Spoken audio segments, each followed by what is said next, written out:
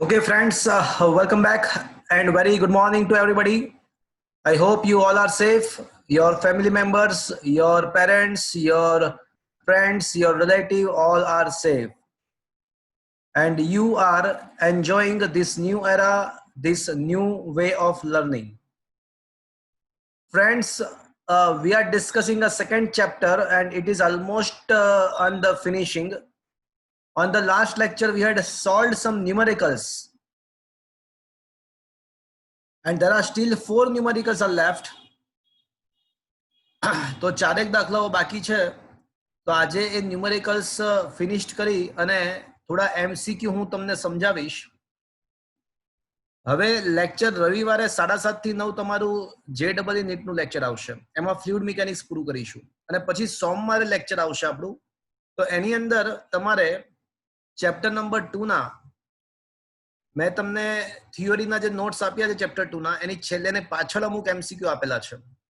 તો એ MCQ chapter 2 ના એ MCQ અને કાલે રાત્રે 12 વાગ્યા આસપાસ એક બીજા અમુક નોટ્સ મેં વોટ્સઅપમાં મોકલાવ્યા છે એક્સ્ટ્રા એમસીક્યુ ના. તો એ તમારે સોલ્વ કરવાના છે. બોર્ડની એક્ઝામમાં 50 કદાચ એમસીક્યુ આવશે, પેપર સ્કીમ ચેન્જ ના થાય તો MCQ plays a very much important part. તો ચેપ્ટરની સાથે સાથે એમસીક્યુ તૈયાર કરી નાખવા હિતાવહ છે. આપણે આવતું લેક્ચર સંપૂર્ણપણે એમસીક્યુ ના ડાઉટ માટે લઈશું, પણ જરૂરી છે કે તમે લોકો એ જે બધા એમસીક્યુ આપેલા છે એને સોલ્વ કરી નાખો. મિત્રો, ચેપ્ટર નંબર 2 ની અંદર 3 પ્રકારના, આમ તો ઘણા બધા પ્રકારના કેપેસિટર્સ હોય, પણ તમારા સિલેબસની અંદર 3 પ્રકારના કેપેસિટર્સ ની વાત છે. સમાંતર પ્લેટ કેપેસિટર, 2 પ્લેટ હોય સમાંતર એકબીજાને, એને સમાંતર પ્લેટ કેપેસિટર કહેવાય. એનું basic equation epsilon naught A upon D, પછી માધ્યમ અલગ અલગ રીતે ગોઠવે તો બદલાય, પણ basic epsilon naught A by D. Second one is a spherical capacitor. 2 સમકેન્દ્રીય ગોળાકાર કવચ હોય તો એનું capacitance 4 pi epsilon naught R1 R2 upon R1 minus R2. મોટામાંથી નાની ત્રિજ્યા બાદ કરવી છે. તો 4 pi epsilon naught R1 R2 upon R1 minus R2. તો that was the spherical capacitor. અને આજના લેક્ચરની અંદર આપણે સિલિન્ડ્રિકલ કે નળાકારીય કેપેસિટન્સની વાત આજે આપણે કરવાની છે. તો નળાકારીય કેપેસિટન્સની વાત આજે કરીશું. તો મિત્રો, એના માટે હું ક્વેશ્ચન નંબર 17 એકવાર દેખી લો. ન્યુમેરિકલ્સ નંબર ઉદાહરણ સ્વાધ્યાયનો 17મો દાખલો.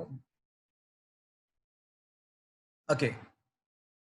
લેમ્બડા જેટલી વિદ્યુતભારની રેખીય ઘનતા ધરાવતા એક અતિ લાંબા નળાકારીય સુરેખ તારની આસપાસ એટલી જ લંબાઈ વાળો સમઅક્ષીય પોલો નળાકાર આવેલો છે. તો 2 નળાકારની વચ્ચેના અવકાશમાં વિદ્યુત ક્ષેત્ર શોધવાનું છે. આ તો ફર્સ્ટ ચેપ્ટરનો ક્વેશ્ચન છે, પણ સેકન્ડ ચેપ્ટરમાં શું આવવું જોઈએ? સેકન્ડ ચેપ્ટરમાં વિદ્યુત ક્ષેત્ર સિવાય વિદ્યુત સ્થિતિમાન અને કેપેસિટન્સ, આ 2 વસ્તુ શોધવી જોઈએ. તો મિત્રો, હવે હું નળાકારીય કેપેસિટન્સની વાત કરી રહ્યો છું. શું તમે લોકો મારો અવાજ સાંભળી શકો છો? અવાજ સંભળાય છે? હા સર. Okay, fine.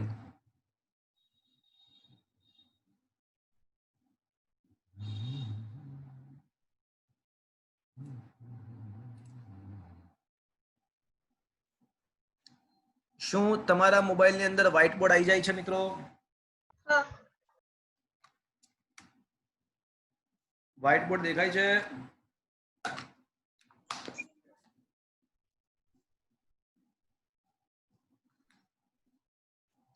શું તમારા મોબાઈલમાં વ્હાઇટ બોર્ડ આવી જાય છે? હા સર.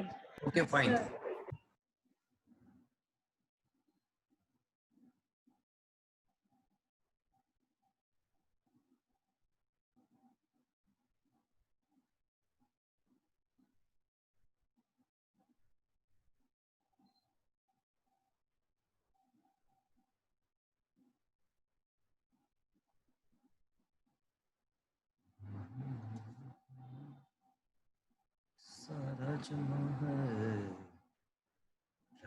नशीली मस्त समा है सारा जहां रवि मौसम बहार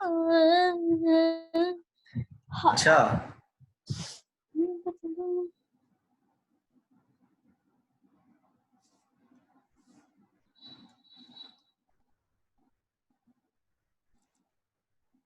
આપણે રાખીશું એક દિવસ આખો એવો સેમિનાર રાખીશું આપણે જેમાં ગાવાનું બધા હું અંતાક્ષરી રમશું. પાક્કું. હો ગોઠવી એવું કંઈક. અચ્છા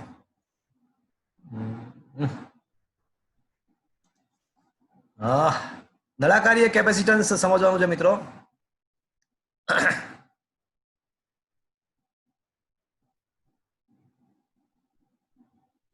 માની લો કે આ એક વાહક તાર છે એટલે વિદ્યુત ભારિત અનંત લંબાઈનું સુરેખ વિતરણ છે. અનંત લંબાઈનું વિદ્યુત ભારિત સુરેખ વિતરણ છે અને એની આસપાસ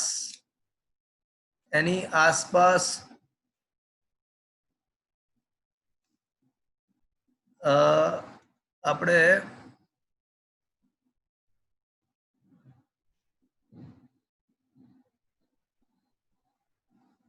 નળાકાર વિચારીશું.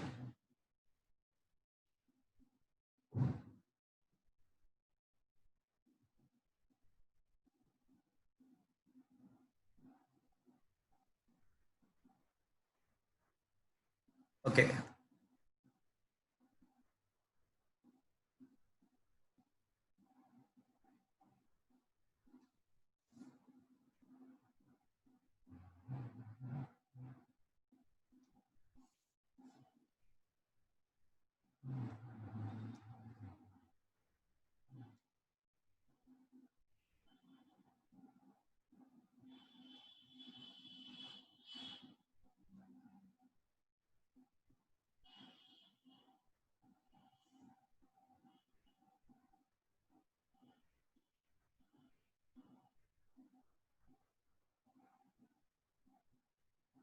માની લઈએ કે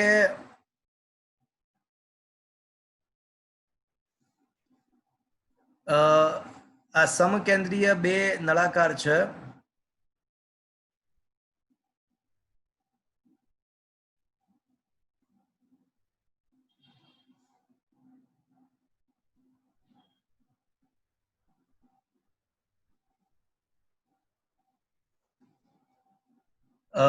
જેની વચ્ચેથી એક તાર પસાર થઈ રહ્યો છે અને તારની રેખીય વિદ્યુત ધન વિદ્યુત ભારિત ધારો કે તાર છે જેની રેખીય વિદ્યુત ભાર ઘનતા લેમડા છે.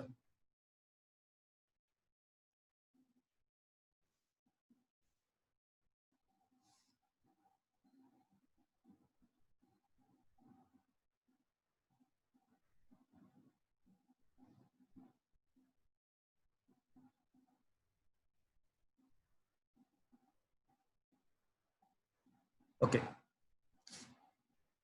માની લો કે આ અંદરના નળાકારની ત્રિજ્યા a છે અને બહારના નળાકારની ત્રિજ્યા b છે. અંદરની ત્રિજ્યા a અને બહારની ત્રિજ્યા b છે અને માની લઈએ કે મારે આ બે નળાકારની વચ્ચેનું કોઈ બિંદુ એટલે અહીંયા આગળ કોઈ બિંદુ છે, બિંદુ P છે.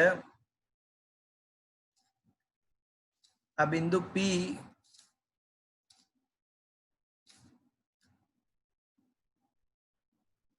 કે જેનું અંતર અક્ષથી r છે, તો r અંતરે કોઈ બિંદુ P પાસે મારે વિદ્યુત ક્ષેત્ર શોધવું છે. તો હવે આ કેસમાં હું ત્રણ વસ્તુ તમને શીખવાડીશ. એક વિદ્યુત ક્ષેત્ર શોધતા શીખવાડીશ જે ઓલરેડી આપણે ફર્સ્ટ ચેપ્ટરમાં શીખેલા છીએ.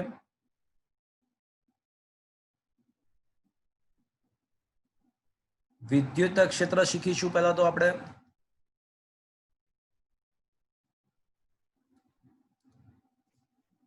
ઓકે ત્યારબાદ વિદ્યુત સ્થિતિમાન શોધીશું અને ત્યારબાદ કેપેસિટન્સ શોધીશું. ધારો કે આર અંતરે બિંદુ P પાસે વિદ્યુત ક્ષેત્ર શોધવું છે. તો ગૌસનો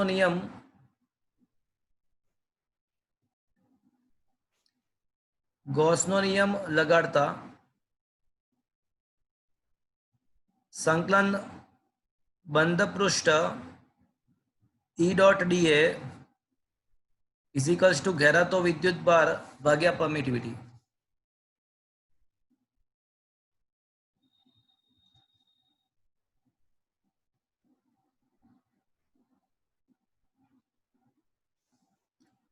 ધારો કે મિત્રો નળાકારની લંબાઈ ધારો કે L છે.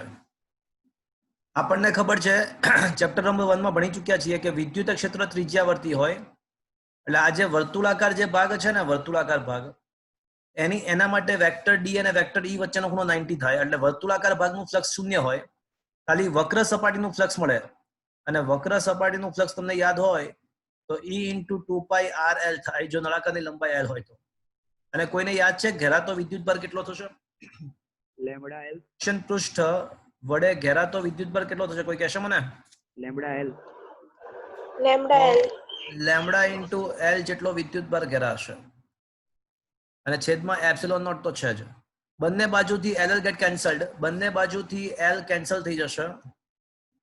તો electric field is equals to lambda upon 2π epsilon naught into 1/r. અને તમને ખ્યાલ છે કે 2k લેમ્બડા બાય r પણ લખી શકાય. તો મિત્રો સદિશ સ્વરૂપે લખીએ તો lambda upon 2π epsilon naught into 1/r into r cap. તો મિત્રો આ વિદ્યુત ક્ષેત્ર આપણે ઓલરેડી ચેપ્ટર નંબર 1 માં ઓલરેડી શીખેલા હતા. એટલે વિદ્યુત ક્ષેત્ર આપણને ઓલરેડી ખબર છે. વિદ્યુત ક્ષેત્ર આપણને ઓલરેડી ખબર હતી.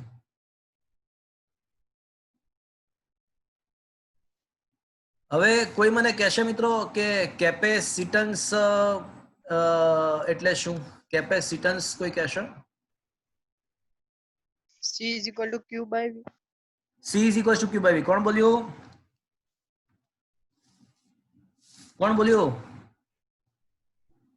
કોણ બોલા? અચ્છા, C is equal to Q by V. વાત સાચી. પણ કોઈ મને કહેશે જ્યાં V શું છે? આ C is equal to Q by V માં V શું છે? બંને નળાકારનો વિદ્યુત સ્થિતિમાનનો તફાવત. Very good. C is equal to Q by V માં V જે છે ને એ બે વાહકો વચ્ચેનો વિદ્યુત સ્થિતિમાનનો તફાવત છે. અહીંયા બે વાહક તરીકે અહીંયા આગળ બે વાહક તરીકે બે નળાકાર છે સમકેન્દ્રીય, તો એ બંનેનો વિદ્યુત સ્થિતિમાનનો તફાવત થશે. વાત સાચી છે. તો મિત્રો આપણે જો કેપેસિટન્સ શોધવું હોય તો સૌથી પહેલા તો વિદ્યુત સ્થિતિમાનનો તફાવત શોધવો પડે. એટલે આપણે પ્રથમ વિદ્યુત સ્થિતિમાનનો તફાવત શોધીશું.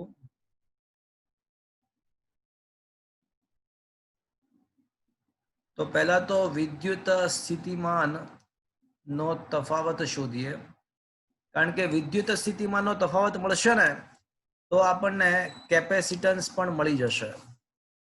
તો વિદ્યુત સ્થિતિમાનનો તફાવત શોધીએ મિત્રો.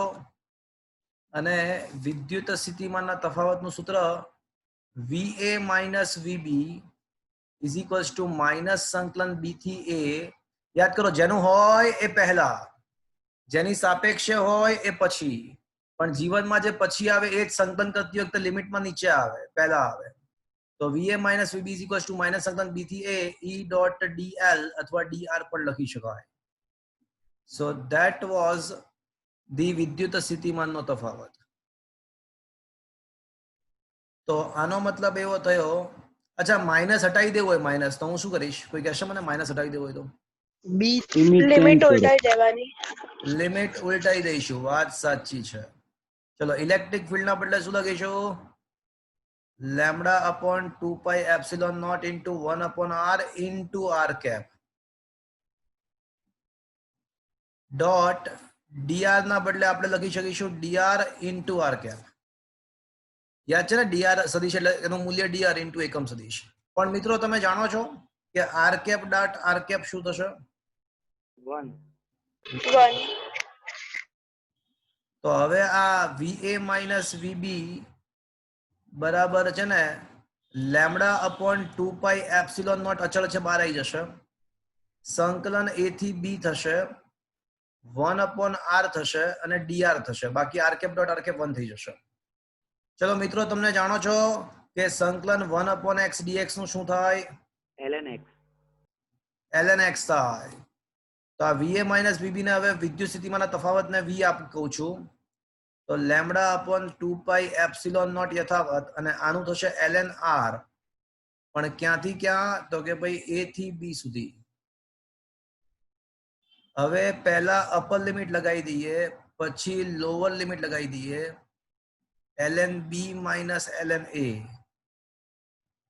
તો મિત્રો log b minus log a તો શું થાય?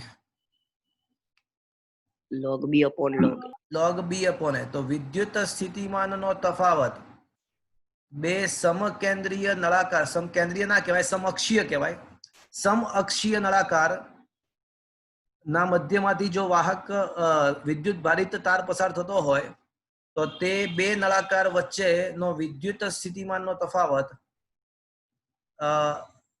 Lambda upon 2 pi epsilon naught ln b by a વડે આપવામાં આવે છે. તો મિત્રો આપણને બે નળાકાર વચ્ચેનો વિદ્યુત સ્થિતિમાનનો તફાવત મળ્યો. બે નળાકાર વચ્ચે વિદ્યુત સ્થિતિમાનનો તફાવત મળી ગયો, lambda upon 2 pi epsilon naught ln b by a. હવે મિત્રો હવે શોધવું છે શું આપણે? તો ટાર્ગેટ, મેઇન ટાર્ગેટ તો આજનો શું હતો? આજનો કેપેસિટન્સ શોધવું એ આજનો મેઇન ટાર્ગેટ હતો.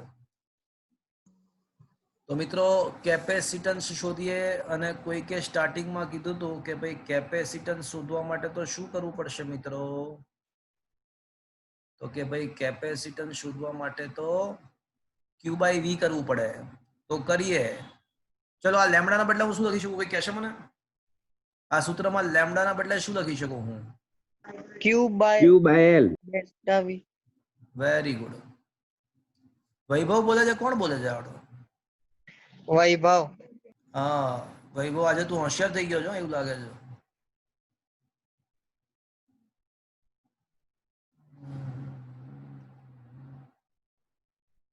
અચ્છા,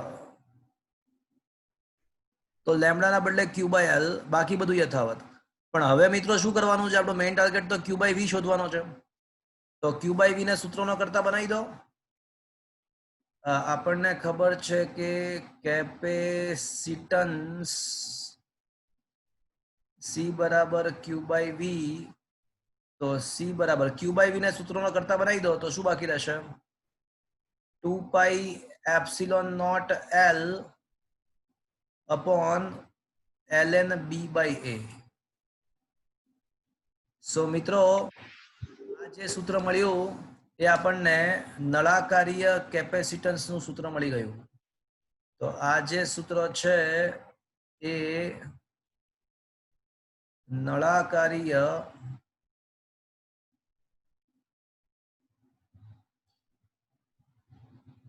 કેપેસિટન્સ નું સૂત્ર છે. તો મિત્રો મેં તમને પહેલા જ કીધું હતું કે આપણા સિલેબસની અંદર 3 પ્રકારના કેપેસિટર્સ છે. સમાંતર પ્લેટ કેપેસિટર, ગોળાકાર કેપેસિટર અને નળાકાર કેપેસિટર.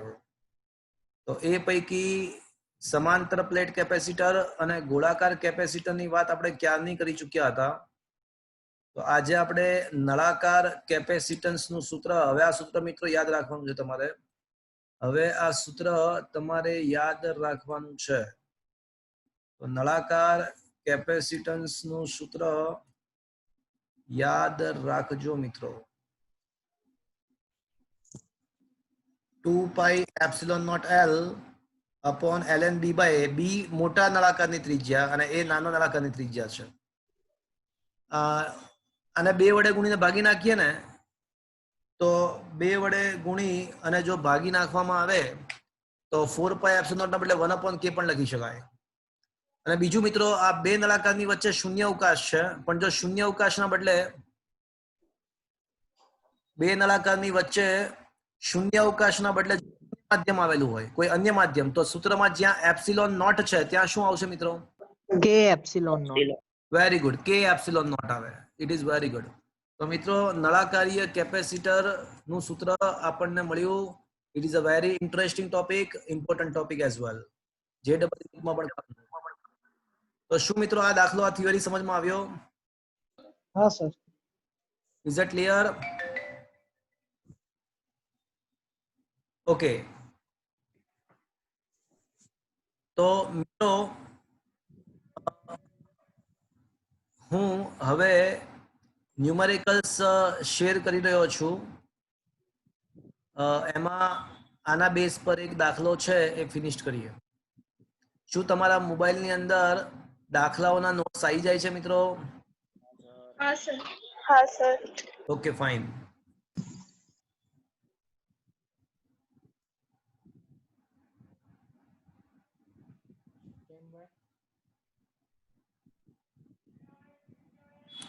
મિત્રો, ક્વેશ્ચન નંબર 32 દેખો તો.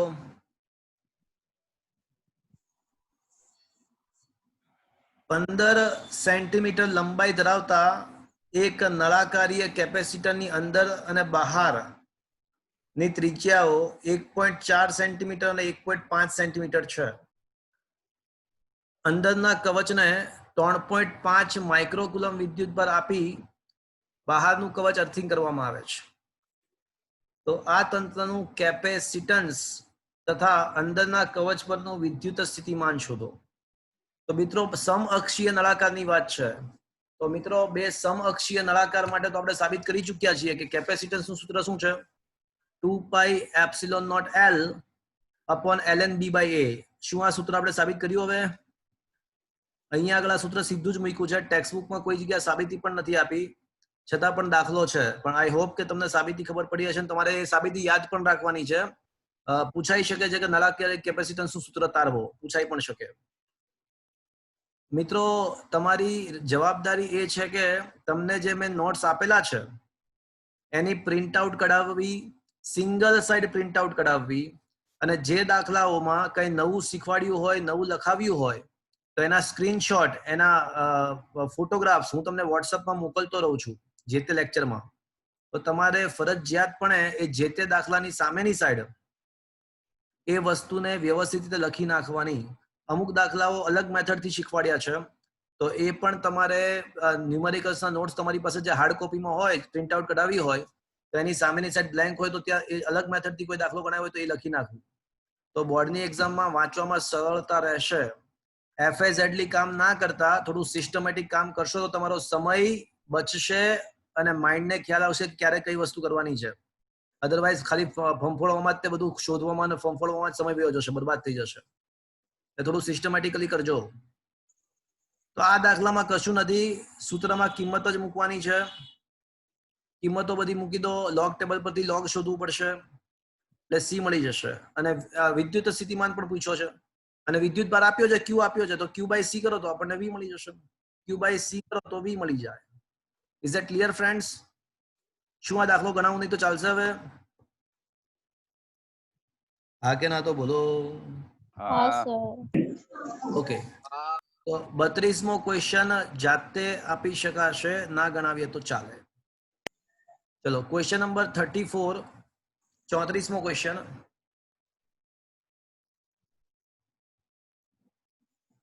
નીચેના કિસ્સામાં સમસ્થિતિમાન પૃષ્ઠો તેમની રેખાકૃતિ વડે દર્શાવ્યા છે.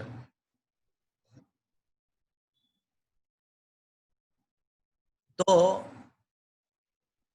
અચ્છા, સમસ્થિતિમાન પૃષ્ઠ દર્શાવો એવો ક્વેશ્ચન છે. તો 4-5 કિસ્સાઓ આપેલા છે અને સમસ્થિતિમાન પૃષ્ઠ આપણે દોરવાના છે. ચલો, પહેલામાં છે ને ઝેડ દિશામાં સમાન વિદ્યુત ક્ષેત્ર એવું આપ્યું છે. કેસ 1 ની અંદર ઝેડ દિશામાં નિયમિત એવું આપ્યું છે. તો વિદ્યુત ક્ષેત્ર જો ઝેડ દિશામાં હોય આ વિદ્યુત ક્ષેત્ર z દિશામાં છે એવું આપ્યું છે આપણને. તો z દિશામાં જો વિદ્યુત ક્ષેત્ર હોય, નિયમિત વિદ્યુત ક્ષેત્ર, તો મિત્રો આને આપણે z દિશા કહી દઈએ. ચલો, તો આ z દિશામાં નિયમિત વિદ્યુત ક્ષેત્ર છે. તો ક્વેશ્ચન એવો છે કે આનું સમસ્થિતિમાન પૃષ્ઠ પૂછ્યું છે. તો મિત્રો આનું સમસ્થિતિમાન પૃષ્ઠ કઈ રીતે આવશે, કોઈ કહેશો મને? XY માં લંબ. હા, આપણને ખબર છે કે સમસ્થિતિમાન પૃષ્ઠ હંમેશા વિદ્યુત ક્ષેત્રને લંબ રૂપે હોય. એટલે સમસ્થિતિમાન પૃષ્ઠ આનું જો દોરીએ તો એક્ઝેક્ટલી આ હું એક લાઈન દોરું છું, પણ એ લાઈન નથી, પણ આખું પૃષ્ઠ છે એવું સમજજો. આ આખા પૃષ્ઠો છે સમસ્થિતિમાન એવું સમજજો. તો આ બધા સમસ્થિતિમાન પૃષ્ઠો થયા. આ બધા સમસ્થિતિમાન પૃષ્ઠ થયા. વિદ્યુત ક્ષેત્ર હોય ને મિત્રો, તો એના જે સમસ્થિતિમાન પૃષ્ઠો હોય ને એ એક એક્ઝેક્ટ સરખા અંતરે હોય. જો વિદ્યુત ક્ષેત્ર નિયમિત હોય તો સમસ્થિતિમાન પૃષ્ઠો પણ એકબીજાથી સરખા અંતરે હોય. તો કેસ 1 માટે સમસ્થિતિમાન પૃષ્ઠ પતી ગયા. કેસ 2 શું છે? તો કેસ 2 માં એવું છે કે વિદ્યુત ક્ષેત્ર z દિશામાં જ છે. વિદ્યુત ક્ષેત્ર z દિશામાં જ છે, પણ એનું મૂલ્ય વધતું જાય છે. હવે બીજા કેસમાં પણ વિદ્યુત ક્ષેત્ર z દિશામાં જ છે, પણ એમાં વિદ્યુત ક્ષેત્રનું મૂલ્ય વધતું જાય છે. ચલો, તો મિત્રો આવા સંજોગોમાં શું થશે? તો કેસ નંબર 1 જેવું જ થશે, પણ ખાલી ફરક એટલો કે સમસ્થિતિમાન પૃષ્ઠ છે ને, જેમ જેમ વિદ્યુત ક્ષેત્રની તીવ્રતા વધતી જાય તેમ તેમ સમસ્થિતિમાન પૃષ્ઠ એકબીજાની નજદીક આવતા જાય. વિદ્યુત ક્ષેત્ર રેખા જેમ જ વિદ્યુત ક્ષેત્ર રેખાઓ કેમ એવું હતું કે જ્યાં વિદ્યુત ક્ષેત્રની તીવ્રતા વધે ત્યાં વિદ્યુત ક્ષેત્ર રેખાઓની ગીચતા વધે. એ જ પ્રમાણે અહીંયા પણ એવું જ છે કે જેમ જેમ z દિશામાં આગળ વધશો તેમ તેમ સમસ્થિતિમાન પૃષ્ઠ વધુ ગીચ બનતા જશે. તો આ જો z દિશામાં વિદ્યુત ક્ષેત્ર વધતું જાય તો સમસ્થિતિમાન પૃષ્ઠ વધારે ગીચ બનતા જશે. તો આમાં 3-4 વસ્તુ છે સમસ્થિતિમાન પૃષ્ઠો દોરવાના છે. તો પહેલા z દિશાનું સમાન વિદ્યુત ક્ષેત્ર પતી ગયું. બીજો કેસ એવો છે કે z દિશામાં વધતું વિદ્યુત ક્ષેત્ર, તો સમસ્થિતિમાન પૃષ્ઠ એકબીજાની નજદીક આવતા જશે. બીજો ક્વેશ્ચન, ઉગમ બિંદુ પર રહેલો બિંદુવત વિદ્યુતભાર. તો ઉગમ બિંદુ પર બિંદુવત વિદ્યુતભાર, તો આપણને ખબર છે કે બિંદુવત વિદ્યુતભારનું સમસ્થિતિમાન પૃષ્ઠ કઈ રીતે હોય? વિદ્યુતભારની આસપાસ ગોળાકાર કવચ, તો થિયરીમાં પણ ડિસ્કસ કર્યું કે બિંદુવત વિદ્યુતભારનું સમસ્થિતિમાન પૃષ્ઠ કઈ રીતે મળે? તો કે ભાઈ વિદ્યુતભારની આસપાસ ગોળાકાર કવચના સ્વરૂપમાં મળશે. ગોળાકાર કવચ સ્વરૂપે આપણને બિંદુવત વિદ્યુતભારના સમસ્થિતિમાન પૃષ્ઠ મળે. અને ચોથો કિસ્સો શું છે કે અતિ લાંબા વિદ્યુતભારિત એવા સમાન અંતર આવેલા સમાંતર તાલોની લાંબી નિયમિત જાળી.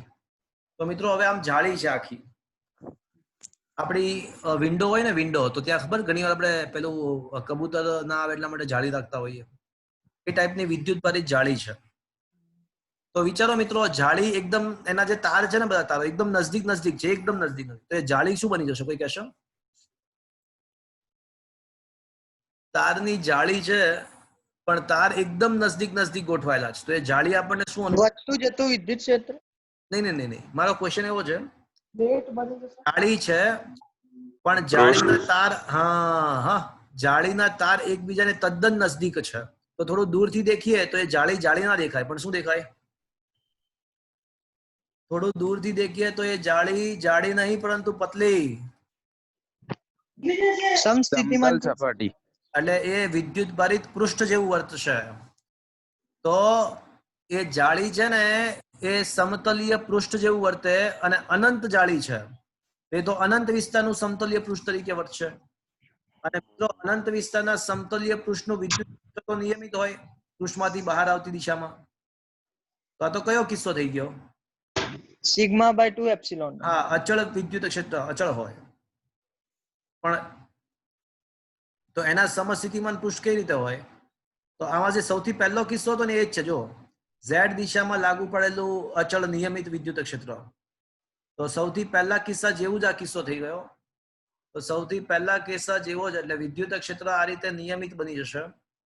આ પૃષ્ઠની આસપાસ વિદ્યુત ક્ષેત્ર નિયમિત હોય તો આના સમસ્થિતિમાન પૃષ્ઠ કઈ રીતે મળે? તો કે ભાઈ આના વિદ્યુત ક્ષેત્રને લંબ દિશામાં મળી જાય. તો આ બધા એના સમસ્થિતિમાન પૃષ્ઠ થયા. શું મિત્રો તમને ખ્યાલ આવ્યો આ વસ્તુ? એટલે આ પહેલો કિસ્સો જ થઈ ગયો.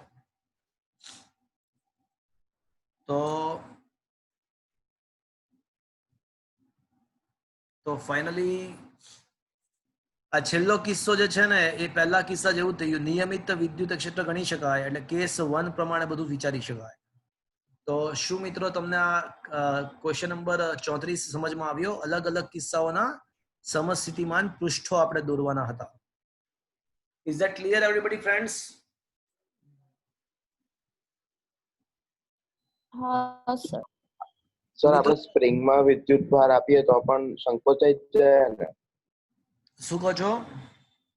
સ્પ્રિંગની અંદર આવી રીતે આપણે સ્પ્રિંગને વિદ્યુત ભારિત કરીએ તો એ પણ સંકોચાઈ જ જાય. સ્પ્રિંગ સંકોચાઈ ના જાય, સ્પ્રિંગ વિસ્તરણ પામે. કારણ કે સ્પ્રિંગની અંદર તમે વિદ્યુત ભાર આપો તો બાજુના જે વાહક તાર હોય એમાં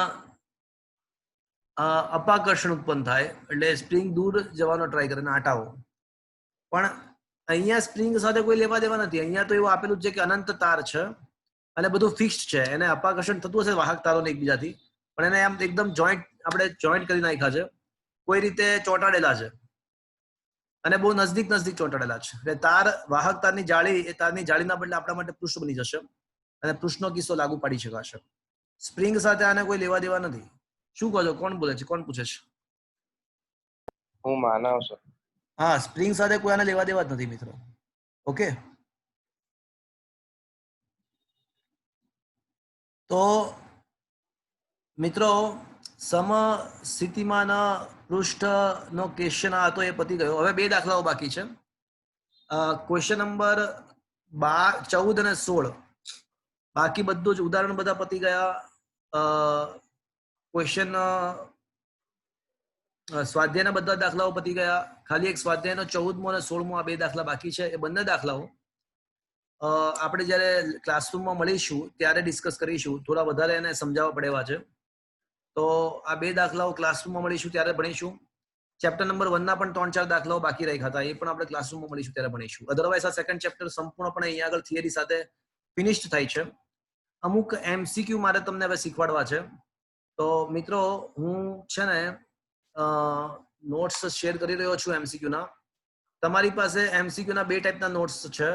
એક કાલે મેં તમને જે મોકલ્યા એ એક્સ્ટ્રા MCQ ના નોટ્સ, અને પહેલા થિયરીની પાછળ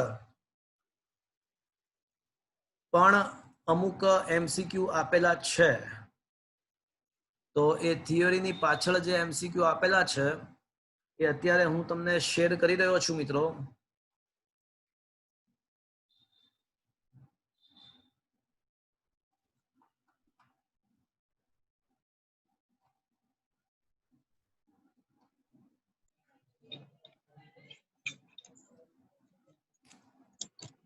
ઓકે,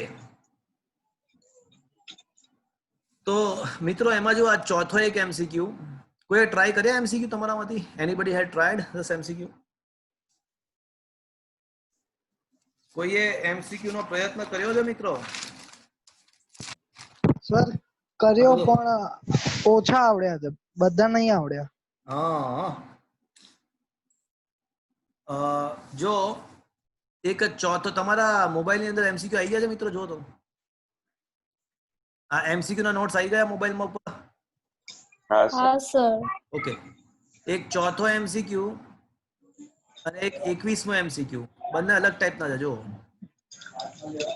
તો હું આ ટાઈપના MCQ કઈ રીતે સોલ્વ કરવા, આ ટાઈપના MCQ કેવી રીતે સોલ્વ કરવાના છે એના માટેની ટેકનિક શીખવી રહ્યો છું. તો આ રીતે ઘણી બધી પ્લેટ્સ આપેલી હોય, તો આ ટાઈપના એમસીક્યુ કઈ રીતે સોલ્વ કરાય એની ટેકનિક શીખવાડી રહ્યો છું, સાંભળજો, સરસ છે. તો હું એના માટે વ્હાઇટ બોર્ડ શેર કરી રહ્યો છું.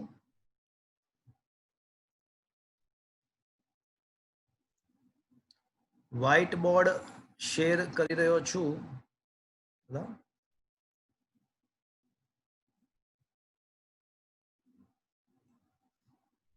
ઓકે,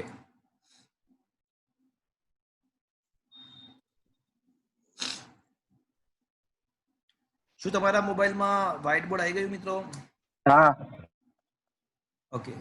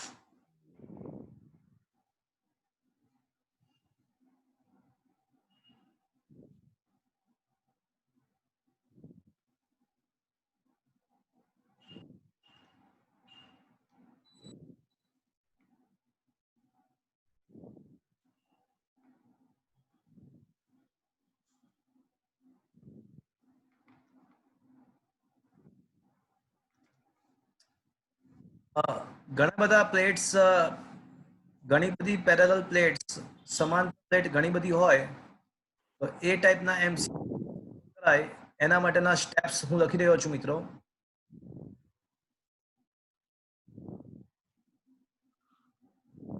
સ્ટેપ 1, સૌથી પહેલા પ્લેટોનું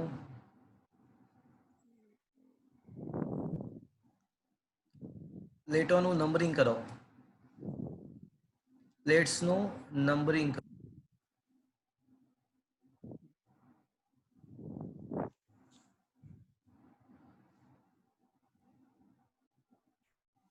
સ્ટેપ 2,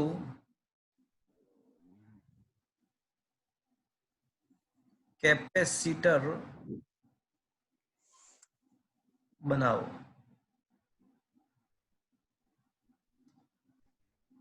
હમણાં જ ખ્યાલ આવશે આ બધા સ્ટેપ શું કહેવા માંગે છે. સ્ટેપ 3,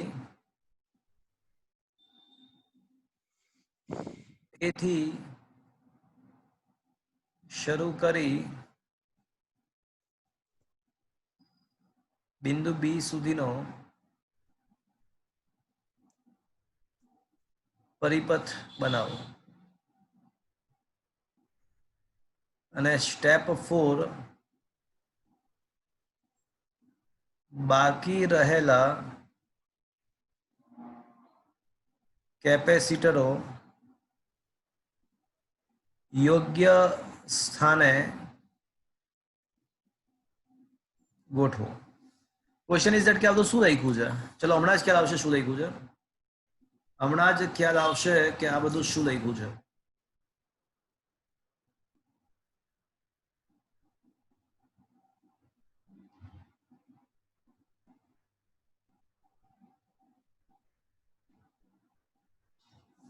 ઓકે,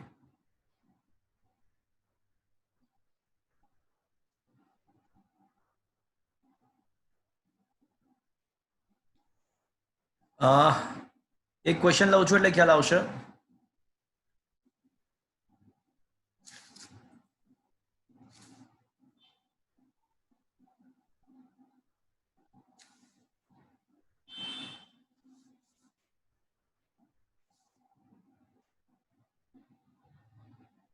આ બધી લાઇન્સ નથી મિત્રો, આ જે દોરી રહ્યો છું એ લાઇન નથી પણ બધી પ્લેટ્સ છે એવું સમજજો. કેપેસિટરોની બધી પ્લેટો છે એવું સમજજો, લાઇન નથી. આ બધી પ્લેટ્સ છે એવું સમજજો. they are not the line.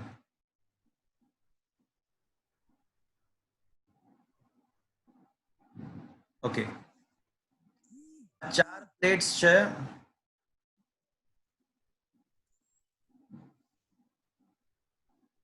એને વાહક તારથી આ રીતે બે બે પ્લેટોને જોડેલી છે.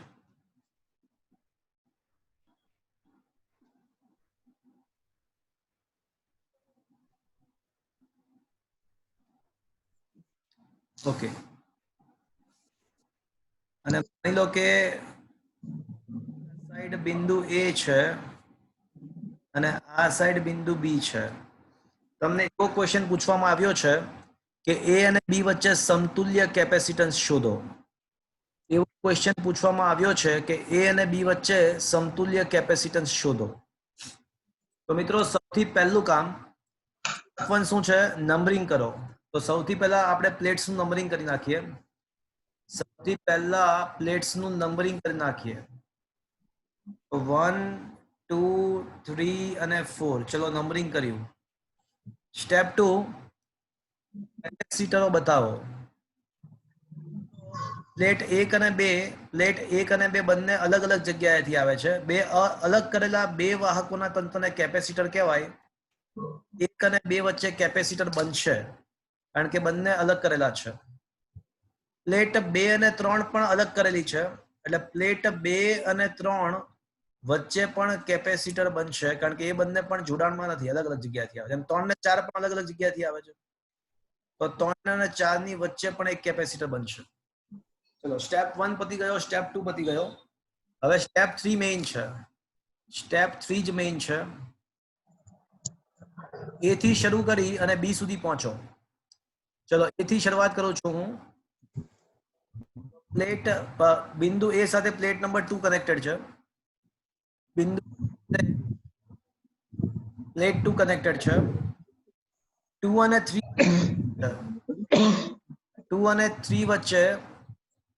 3 વચ્ચે C2 કેપેસિટન્સ છે અને 3 is connected with the point B. 3 is connected with the point B. ચલો એટલે A થી શરૂઆત કરીને B સુધી પહોંચી ગયા. કોણ બાકી રહી ગયું? સ્ટેપ 4 કોણ બાકી રહી ગયું? કયા કેપેસિટરો બાકી રહી ગયા? C1 અને C3. C1 અને C3. C1 કોની કોની વચ્ચે છે? 1 અને 2. તો 1 અને 2. 1 ક્યાંથી આવે છે? 1 કોની સાથે કનેક્ટેડ છે? B સાથે. B માંથી. તો B માંથી આપણે પ્લેટ 1 બહાર કાઢીશું અને 2 તો પ્લેટ A માંથી આવે છે તો A માંથી પ્લેટ 2 આવે છે. તો આ 1 ને 2 વચ્ચે મેં બતાવ્યું C1. હવે કોણ બાકી રહી ગયું? C3. C3 કોની કોની વચ્ચે? 3 ને 4. તો 3 ક્યાંથી આવે છે? તો પ્લેટ B માંથી, પોઈન્ટ B માંથી પ્લેટ B 3 આવે છે અને 4 આવે છે A માંથી. તો A માંથી 4 આવે છે. A માંથી પ્લેટ 4 લઈ આવો. તો આમ સાબિત થયું કે આ 3 કેપેસિટર કેવા જોડાણમાં છે?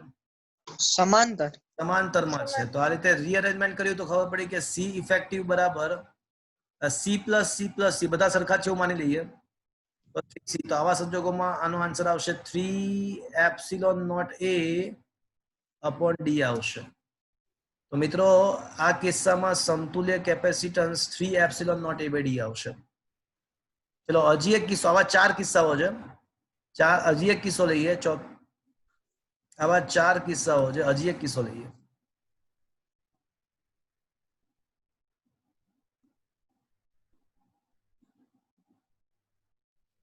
चला जाता हूँ किसी की धुन में धड़कते दिल के तराने लिए.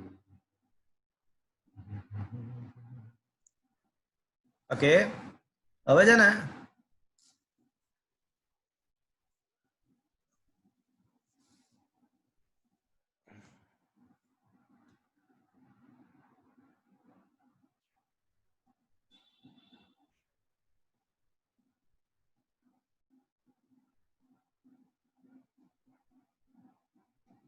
આવું છે.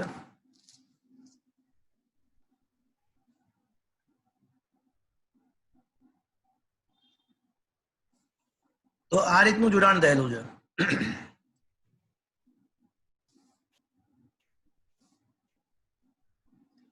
આ A છે અને અહીંયા B છે. તો મિત્રો અહીંયા પણ ક્વેશ્ચન એવો જ છે કે A અને B વચ્ચેનું સમતુલ્ય કેપેસિટન્સ શોધો. તો ચલો સૌથી પહેલા શું કરીશું? અહીંયા પણ પ્લેટ નું નંબરિંગ કરો. પ્લેટનું નંબરિંગ કરીશું 1 2 3 4. ચલો પછી બે અલગ અલગ પ્લેટો હોય ને તો કેપેસિટર બતાવીશું. તો 1 અને 2 વચ્ચે કેપેસિટર બનશે? હા બનશે, કારણ કે 1 અને 2 બંને અલગ અલગ જગ્યાએથી આવે છે, બંને અલગ કરેલા વાહકો છે. તો 1 અને 2 વચ્ચે C1 બનશે. ચલો શું 2 અને 3 વચ્ચે કેપેસિટર બનશે? હા કે ના? ના બને, કારણ કે 2 અને 3 તો શોર્ટ સર્કિટેડ છે, જો કનેક્ટેડ છે, અલગ કરેલા નથી. તો 2 અને 3 વચ્ચે ના બને, અને 3 અને 4 વચ્ચે પાછું બનશે, કારણ કે એ બંને પાછા અલગ જગ્યાએથી આવે છે. 2 અલગ કરેલા એટલે કે કનેક્ટેડ ના હોય તેવા વાહકોને કેપેસિટર કહેવાય. તો બીજી અને ત્રીજી પ્લેટ વચ્ચે કેપેસિટર નહીં બને, કારણ કે બંને કનેક્ટેડ છે, અલગ કરેલા નથી. ચલો હવે સ્ટેપ 2 પતી ગયું. સ્ટેપ 3 A થી શરૂઆત કરીએ. ચલો A થી શરૂઆત કરું છું. તો A સાથે ઉપરથી સાઈડ, તમે ઉપરથી પણ જઈ શકો, નીચે પણ જઈ શકો, કોઈ ફરક નહીં પડતો. ઉપરની સાઈડ જઈએ તો પ્લેટ A સાથે પોઈન્ટ A સાથે પ્લેટ નંબર 2 કનેક્ટેડ છે, તો 2 કનેક્ટ કરી. 2 અને 1 વચ્ચે C1 છે, તો 2 અને 1 વચ્ચે C1, 2 અને 1 વચ્ચે C1, અને plate 1 is connected with the point B. Plate 1 is connected with the point B. ચલો point B. ચલો A થી શરૂ કરીને B સુધી પહોંચી ગયા, પરિપથ બન્યો. પણ કોણ બાકી રહી ગયું? કોણ બાકી રહી ગયું? C2. C2 બાકી રહી ગયો. કોની કોની વચ્ચે છે? પ્લેટ 3 અને 4. તો 3 ક્યાંથી આવે છે?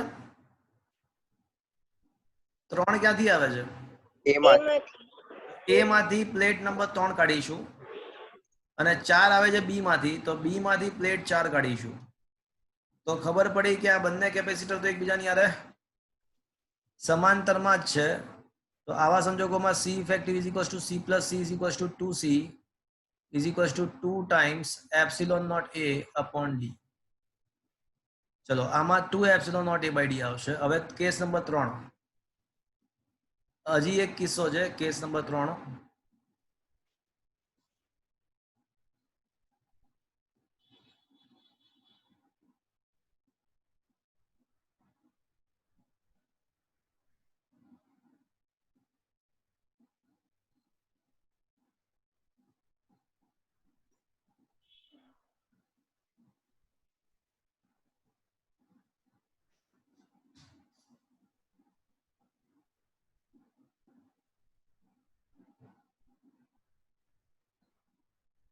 ઓકે, અને હવે એવું છે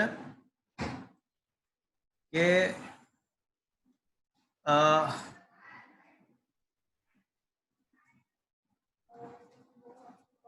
હવે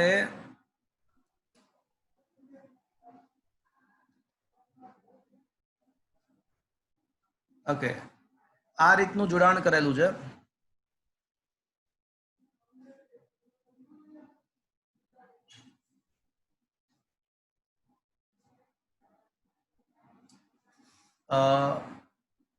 જસ્ટ અ મિનિટ.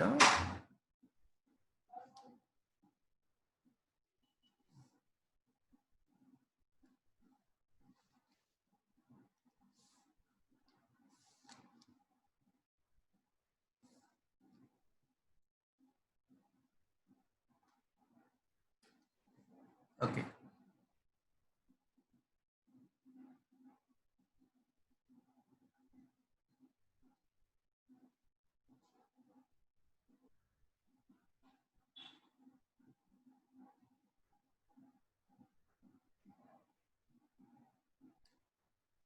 બસ આ રીતનું જોડાણ છે મિત્રો.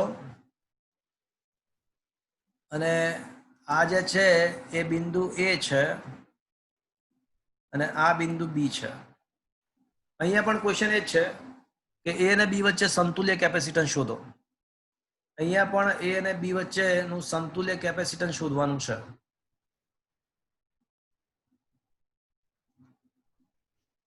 તો ફ્રેન્ડ્સ વળી પાછા સેમ સ્ટેપ. ચલો સ્ટેપ 1 શું કરીશું? નંબરિંગ. સૌથી પહેલા નંબરિંગ કરીશું.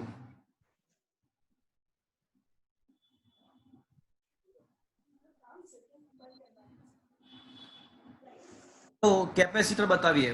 શું 1 અને 2 વચ્ચે બનશે? હા બનશે, કારણ કે 1 અને 2 બંને અલગ અલગ જગ્યાએથી આવે છે. એટલે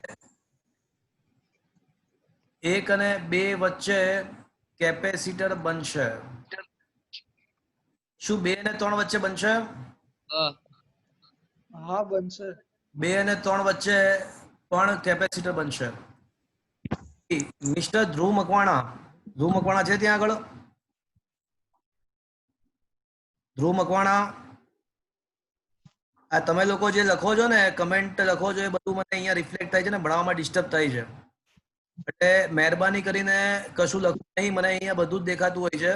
વૈભવ પાંડે, તમારે કમેન્ટ કરવાની જરૂર નથી અને અહીંયા ડિસ્ટર્બ થયું છે, તો ડોન્ટ ડુ ધીસ.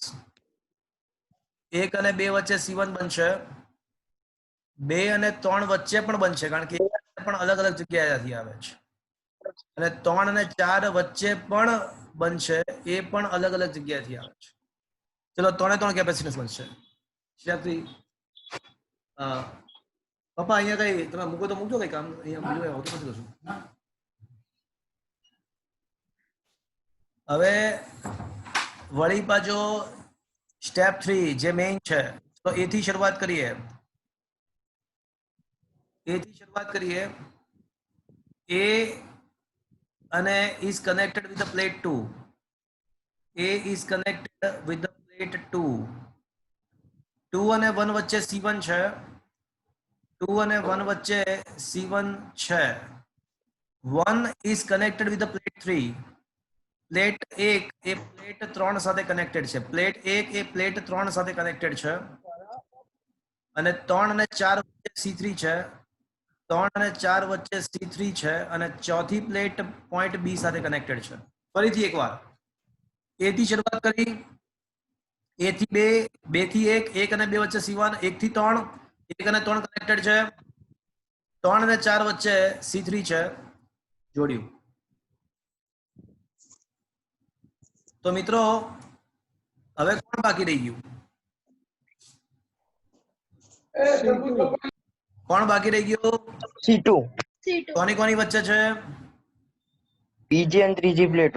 તો બીજામાંથી એક છેડો કાઢીશું, ત્રીજી પ્લેટમાંથી એક છેડો કાઢીશું, અને ત્યાં આગળ 2 અને 3 પ્લેટ બતાવી અને C2 બતાવીશું. તો સ્પષ્ટ છે કે C1 અને C2 કેવા કોમ્બિનેશનમાં છે? સમાંતર. એ બંનેનું ઇફેક્ટિવ 2C થશે, સમાંતરમાં એડિશન થાય. તો આ 2C અને C શેમાં આવશે? શ્રેણીમાં આવશે. તો મિત્રો C effective is equals two આપણને ખબર છે કે 2C into C upon 2C plus C, તો આવશે 2/3. અર્થાત આ કેસમાં C ઇફેક્ટિવ જે આવશે ને એ 2/3 epsilon naught A upon D આવશે. શું મિત્રો આ સમજમાં આવ્યું? ચલો હજી એક કેસ લઈએ.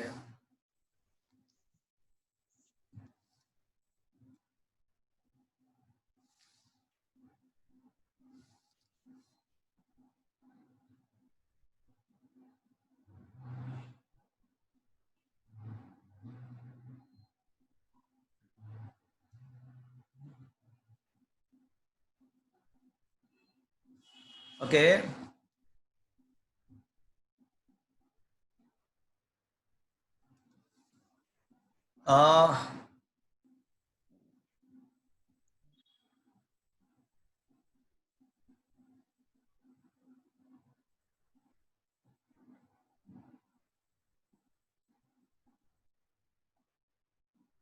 માની લો કે આ રીતની સિચ્યુએશન આપેલી છે.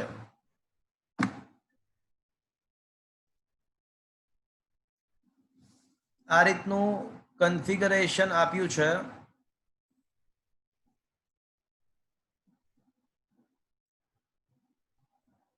ચલો વન્સ અગેન મિત્રો, આમાં ઇફેક્ટિવ A અને B વચ્ચે શોધવું. તો સૌથી પહેલું કામ શું કરીશું મિત્રો? સૌથી પહેલું કામ નંબરિંગ કરીશું. 1 2 3 4. સેકન્ડ સ્ટેપ કેપેસિટર બતાવીશું. 1 અને 2 વચ્ચે બનશે C1, 2 અને 3 વચ્ચે પણ બનશે C2, અને 3 અને 4 વચ્ચે પણ બનશે C3.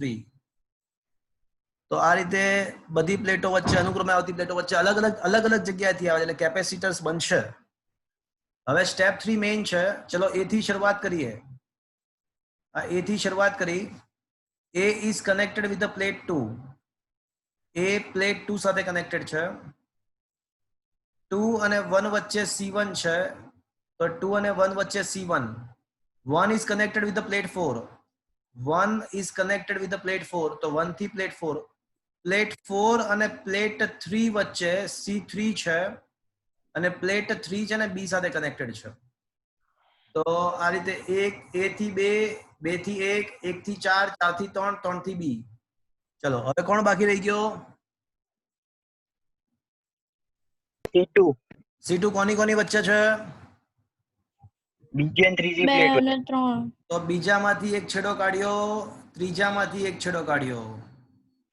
2 અને 3 બંનેમાંથી એક છેડા કાઢ્યા, તો આ આપણને મળી ગયું C2. તો સ્પષ્ટ છે કે C1 અને C3 શ્રેણીમાં છે અને એની સાથે C2 સમાંતરમાં છે. તો નું શ્રેણી જોડાણ શું થશે? C1 અને C3 નું શ્રેણી જોડાણ શું થાય? તો સમાન મૂલ્યના બે કેપેસિટર શ્રેણીમાં હોય તો સમતુલ્ય કેપેસિટન્સ બીજા ભાગનું અડધું થાય. સમાન મૂલ્યના બે કેપેસિટર શ્રેણીમાં હોય તો સમતુલ્ય કેપેસિટન્સ અડધું થાય. તો C ઇફેક્ટિવ તરીકે ઉપરના ભાગનું C/2 થશે અને C/2 ની આરે C સમાંતરમાં, તો C/2 પ્લસ C એટલે 3/2 C અર્થાત 3/2 epsilon naught A upon D થશે. તો મિત્રો આ કેસમાં effective capacitance 3/2 epsilon not A/D થશે. આવા બીજા પણ કેસીસ JEE માં ડિસ્કસ કરીશું, પણ અત્યારે ટેક્સ્ટ બુકના આપણા બોર્ડના એક્ઝામ પોઈન્ટ ઓફ વ્યૂ આ 4 ઇનફ છે.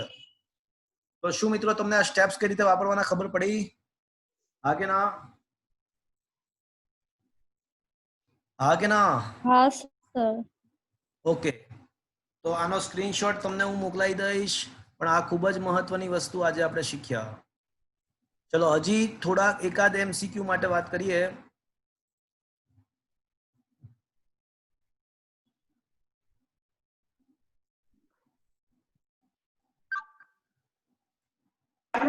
ચોંટી કેમ જવાનું?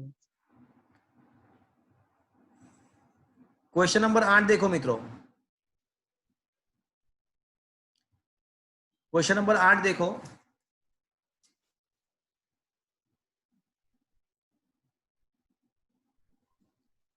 एक विद्युत भारित कैपेसिटर ની ઊર્જા U છે. બેટરી દૂર કરી તેને તેના જેવા જ બીજા એક વિદ્યુત ભારિત કેપેસિટર સાથે સમાંતરમાં જોડવામાં આવે છે. તો દરેક કેપેસિટરની ઊર્જા કેટલી થશે? ક્વેશ્ચન છે વિદ્યુત ભારિત કેપેસિટરની ઊર્જા U છે. કરી તેના જેવા જ વિદ્યુત ભાર રહિત, તેના જેવા બીજા એક વિદ્યુત ભારિત નથી, વિદ્યુત ભાર રહિત છે. વિદ્યુત ભાર રહિત કેપેસિટર સાથે સમાંતરમાં જોડવામાં આવે તો દરેક કેપેસિટરની ઊર્જા કેટલી? આવો ક્વેશ્ચન છે. તો મિત્રો આપણે આવા 3 દાખલાઓ આપણા સિલેબસમાં છે. આવા 3 દાખલાઓ આપણે ઓલરેડી ડિસ્કસ કર્યા છે. એ 3 પૈકી એકાદ દાખલો હું તમને બતાવું એટલે ખ્યાલ આવે. 3 દાખલાઓ છે આવા. તો તમે દાખલા નંબર ઉદાહરણ નંબર 10 દેખો.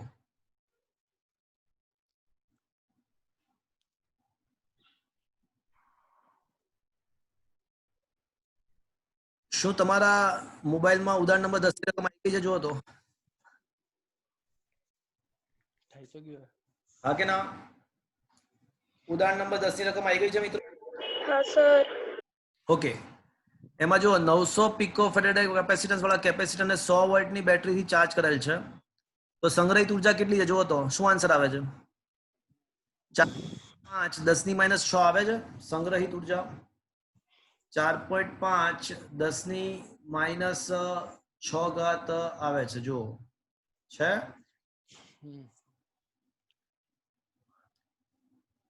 તો હવે શું કહે છે કે હવે આ કેપેસિટરને તેની સાથે જોડેલી બેટરી દૂર કરી અને 900 પીકો એટલે એના જેવો જ બીજા વિદ્યુતભાર રહિત કેપેસિટર સાથે જોડવામાં આવે છે. તો હવે તંત્રની ઉર્જા કેટલી? તો હવે બીજા કેસમાં તંત્રની ઉર્જા કેટલી આવે જુઓ તો મિત્રો, શું આવે છે? 2.25 આવે છે. પહેલા કેટલી હતી?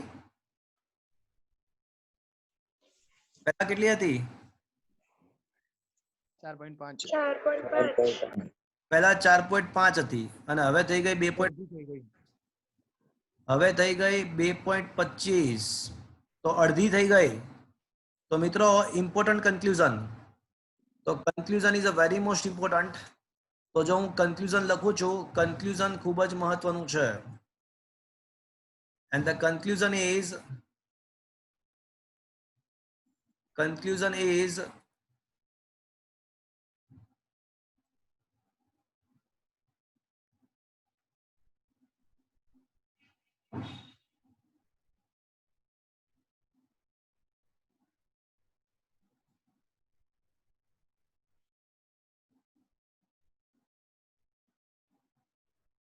કોઈ વિદ્યુત ભારિત કેપેસિટરની ઉર્જા U છે. હવે તેને તેના જેવા જ વિદ્યુત ભાર રહિત